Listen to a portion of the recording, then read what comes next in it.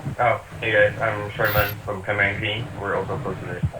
We're still not yet operating. Same as everyone.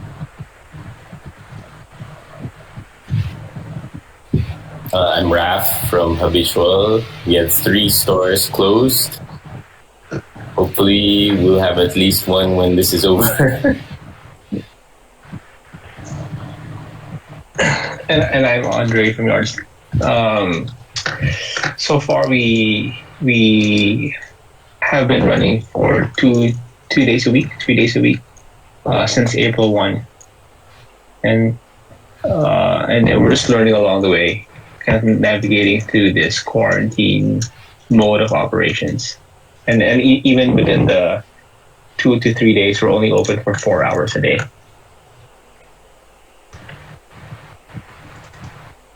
When I guess I'm Jay Caragay from Spro Coffee in Baltimore, Maryland. I'm the odd one out in the group from the United States, and our situation is a little bit different here in that we haven't had as severe restrictions, meaning that certain businesses are designated as what we call essential, and food service has been designated as such, and so we can operate, but only as a carry-out business, which means that of our 2 stores, only one is remaining open. And like some of the others, like Andre's shop, we're actually open only for 5 hours a day, 9 a.m. to 2 p.m. But we are able to operate 7 days a week. All right, sound good. it's, So, it's actually good. what happened to you guys on the onset of COVID-19? What happened when you found the news that shops had to close, quarantines, curfews, and all that started to happen? What was your, reaction to the initial hit of the pandemic?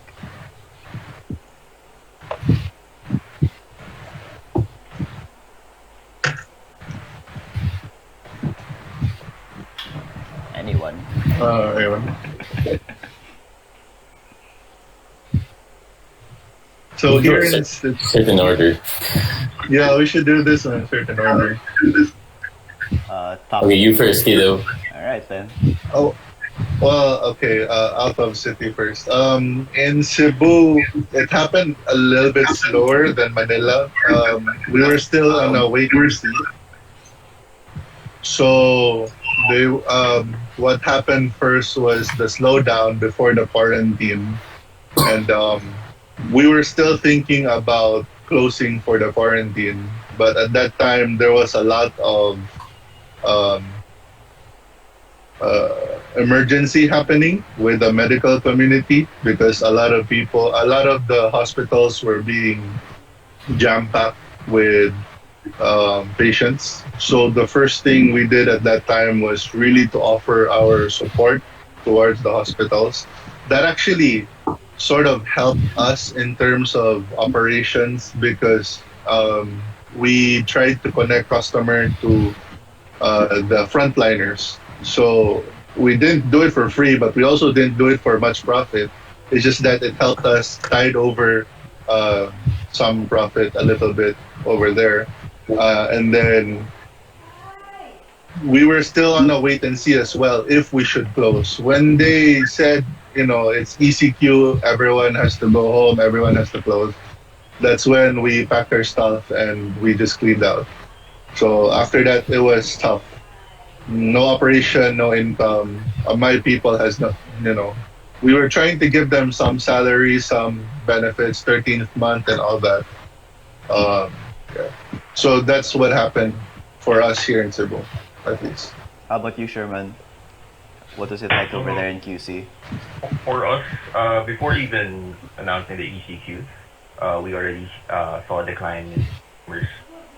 Even with our preventive measures or disinfectants and all, we kind of predicted it's going to be a long lockdown. So before everything happened, we started actually looking out for our staffs regarding their salaries, their cash advances, their free 13th month, and we just give them an additional support of a few days paid leave, and that's the time before we actually close our software operation completely. So we're still waiting until now. Raph? How were your three shops doing? What did you do? So the Ayala malls actually were the first ones to close down. I think even before like a proper lockdown. So if I remember correctly, it was either Saturday or Friday, Saturday, or Sunday where Vertis was just forced to close. Like we knew it. We only knew about it like the day itself. So I sent a truck out to Vertis, and they just packed a bunch of stuff that they thought like cash boxes and whatever, and even the grinder, because I guess that's easy to carry out. So we got the EK down here to my house, and then we closed uptown, and then we tried to hold off on not closing Salcedo. So maybe there was one day where we tried to come in despite because I think at that point restaurants were still allowed to open, but then I don't remember if there were already restrictions on doing a takeaway only kind of service. So we held off for one day, but then we barely opened. Like people walked in, and then we were just hanging out at the shop and like thinking about if we were gonna actually close.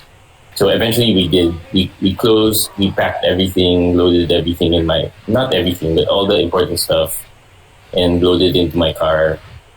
Then just went home. And everybody went home, and then we met online the next day, and then that was it. We stayed closed till then. We wanted to reopen when things sort of calmed down, but then the situation without public transportation, since some of our staff lived far from the shops, so they couldn't get to the shop at all. How about you, Andre? How's your yardstick doing? So, and what I did was I'm now looking through the WhatsApp conversations around the time that it was announced. Did Duterte go on TV on the 14th or 15th of March? Do you remember? I think it's 14th to Sunday.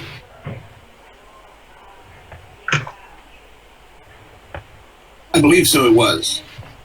Yeah. So Just remember he was late. It was, yeah. So I think 15th. Yeah, I think it was 15th was Sunday Sunday, right? So I'm looking through our WhatsApp chats, and I think on the 12th, we were following maybe some cafes in the UK, and then that was when they were kind of shutting down, and they were having all these different measures for COVID. And then so by the 12th, like at least on our chat group, we had a feeling that we might have to implement all these changes. And then on the 14th, when I was visiting different restaurants around Manila, everyone was saying that sales were down 60 to 80%.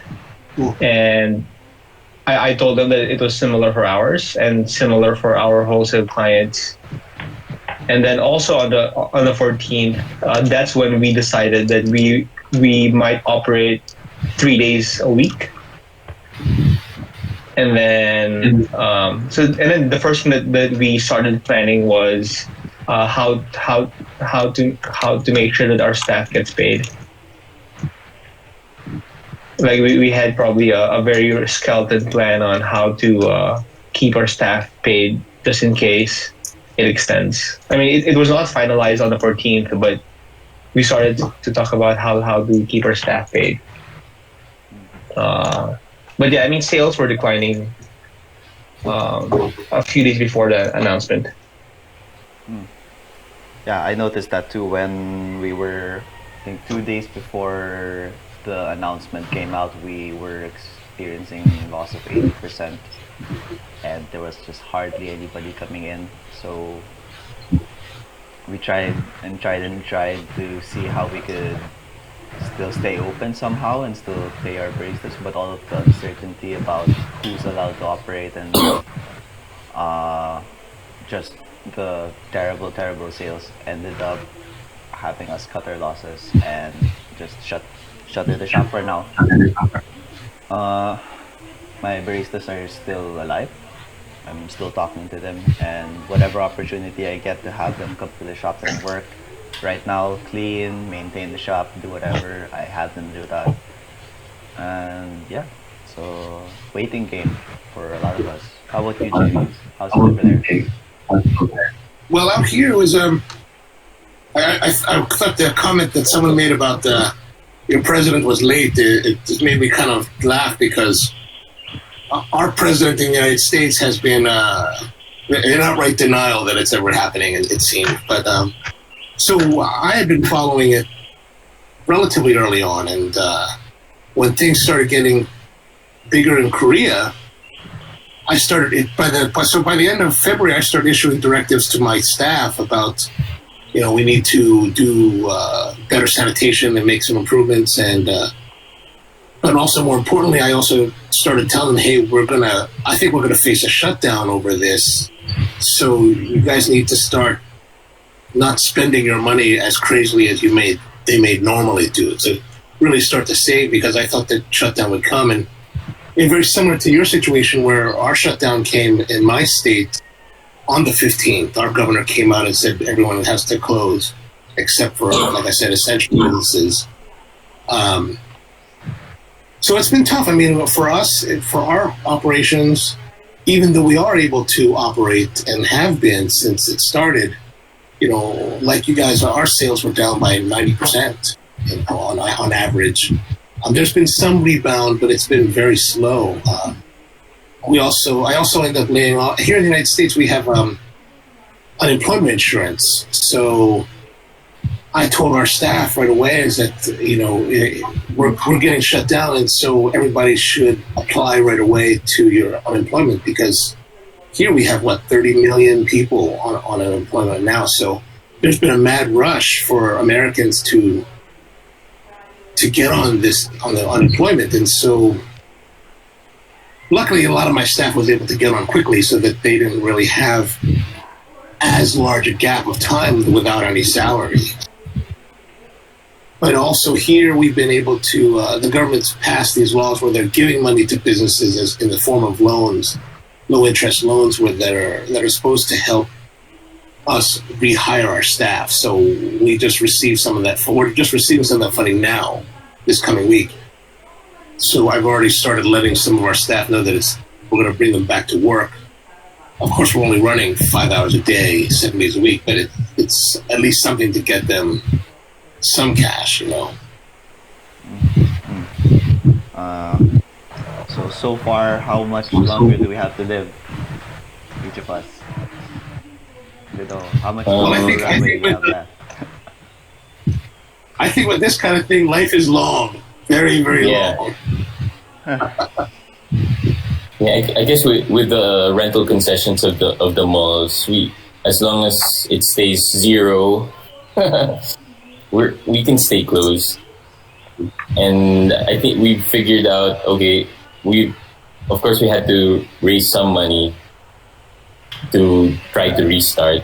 So we gathered some cash for a restart, but it's just the timing of the restart, or just a few things. I think it was March 12 when Duterte made that announcement, and then there was like there was a 3-day hike, before the lockdown was effective on March 15. So that's why there was a mad rush for everyone to get out of Manila when that happened. Yeah, I was on a flight, I think, March 15, 1 a.m. Right. Didn't we meet that time, or no? Or Yeah, I think we did. And then so I think we did the week. I was there for a while. We had a drink, right, or something. Then you were like, "Oh, my flight is I've got to catch a flight." So how much longer do we have to live? How do we have our cash reserves for those of us who are closed? or is the revenue, if we're opening, is it sustainable in a way? How, can we survive another year of this? Yeah, so here in Cebu, I'm lucky. I just recently opened, so my inventory wasn't really that heavy. We didn't really have a lot of inventories in place, so my cash is not exactly um, stagnant inside the shop. And we were able to sell out whatever we needed to sell out. So because early on we recognized that cash is going to be king during and after COVID. We're not supposed to have a lot of stocks. Um, I'm not paying rent um, for stream coffee. So other than that, the only the only consideration I have when it comes to being able to survive long is really my people. How I'm supposed to help them survive through the situation because yeah, money is tight for them here in Cebu. We're not really seeing um, a lot of extra income right now, especially in the provinces. Maybe in the cities it's easier to get some extra income, but in the provinces, not so much. It's actually not as different with the case here in Manila. So some of my staff are actually on a day-to-day basis. So it's much more, I'm worrying about them than the business more. So luckily, we don't have to pay any rent. And we're just looking out for our staff right now because it's going to be much more harder for us to actually operate on a loss. So we're thinking of just like helping them financially to actually help them sustain this COVID stuff. Yeah, for us, like we it's the same thing. Like we also just care about our employees at least during this lockdown. But of course, we're thinking about how we can reopen. Like, and I guess the success of that or the sustainability of that would just depend on on what the volume will be getting when we do open. So since it's all dependent on deliveries and maybe some takeaway, then I guess it's figuring out how to market that and get as much volume as we can. Like, so we did scenarios like 90%, 75%, 50%, and like how will that pan out with the concessions that that our landlords have given us? Then how much staff do we need to reduce? And what are the other costs that we could take out? So yeah, we'll only know when we try, right? So we're gonna try soon. I think for us, I think same as what I think Tidow said earlier, where I think some sort of cash flow is beneficial during this period. So we I mean, just reading through our WhatsApp messages. So that was discussed by March 15 that we need to get some sort of cash in, and then figure it out along the way. And then so we had a stash of roasted coffee then, and then we started selling it to family and friends, and then we realized that if we continue this from April onwards, then we might have a way to keep paying our staff. I think I think we have about 30 staff. But then, like everyone else, we went through the same cycle of clearing your leads and making sure that the 13th month pay was done in advance. And then now we're on an arrangement where it's no work, no pay, unfortunately. So we're trying to rotate everyone across the 3 days. But then with the lockdown, not everyone can get themselves into Manila because there's no public transport. I think for me, luckily, we were in the middle of renewing our contract with our landlord. And our landlord's been nice enough to hold on to that for now, as we've not renewed, and we're in this. Our shop situation is in this limbo where are we gonna renew? Are we not gonna renew? Are we gonna pay our landlord? Stuff like that. And also, luckily, most of my baristas are very young. They still live with their parents. They're not breadwinners in any way. It's just extra income for them. So their safety was really more important than their income. As much as they want to come out and earn extra money, it's not a priority for them. Some of them, yes, and that's the ones that I really care for more. Those are the guys that I try and take out and get to work as much as possible. But no work, no pay, no cash flow, no money. Don't know how much longer we can take this, but we'll work on something.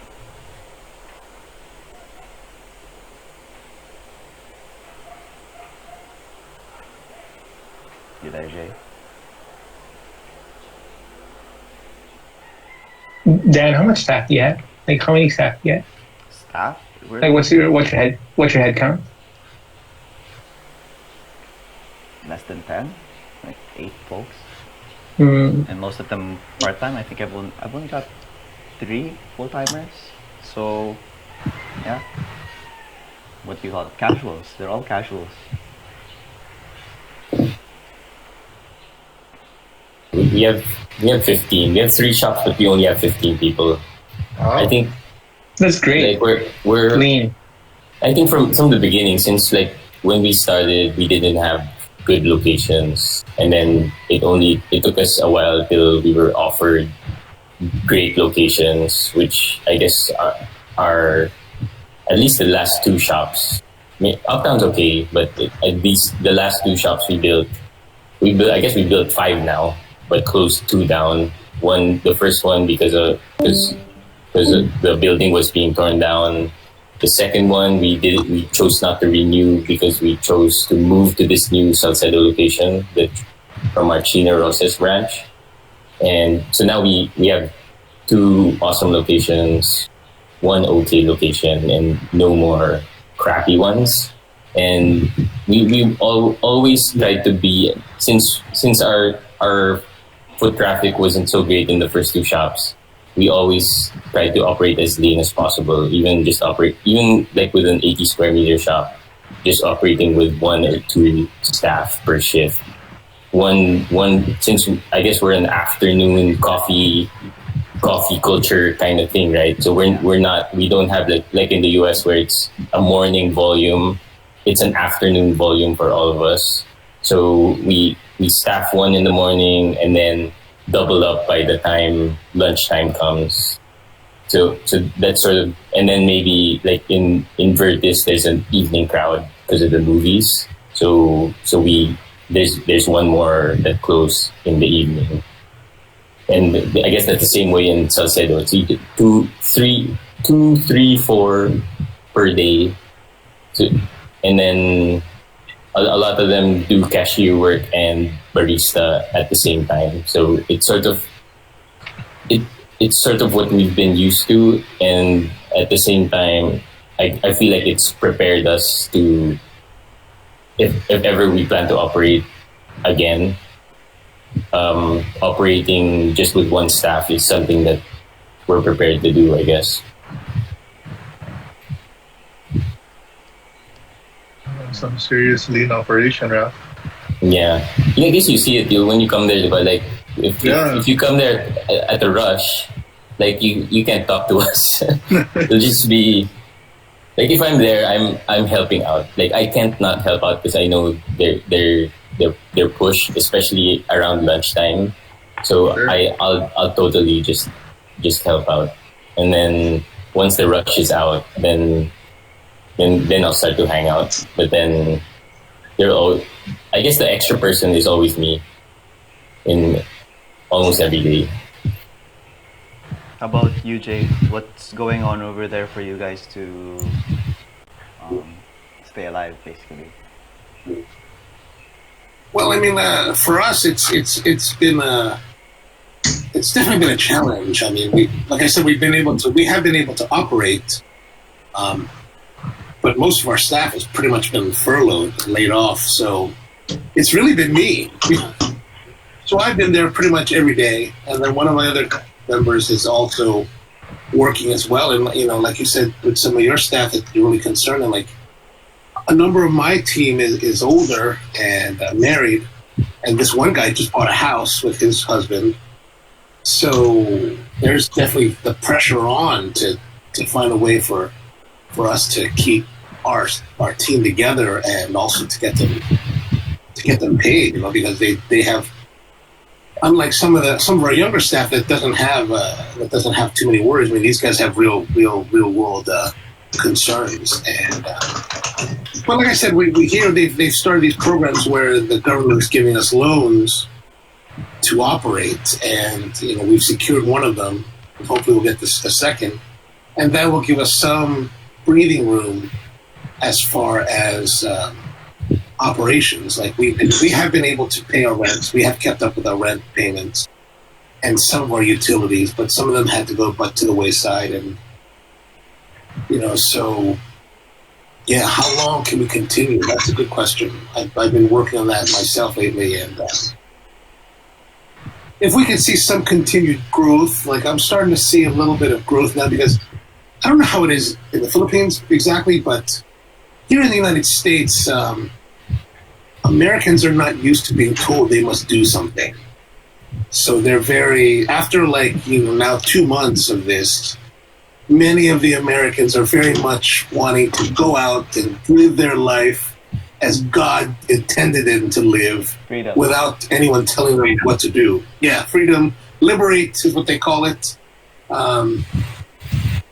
So I'm starting to see more people out. I mean, for the last 2 months, I've been driving into my shop and it's been empty. Now there's actually traffic, and there's really nothing there's not too much to open. So people are just restless. And so if we start to see some kind of increase in our revenue, then that could be very helpful. That could be a change in how we do things. But as far as how long,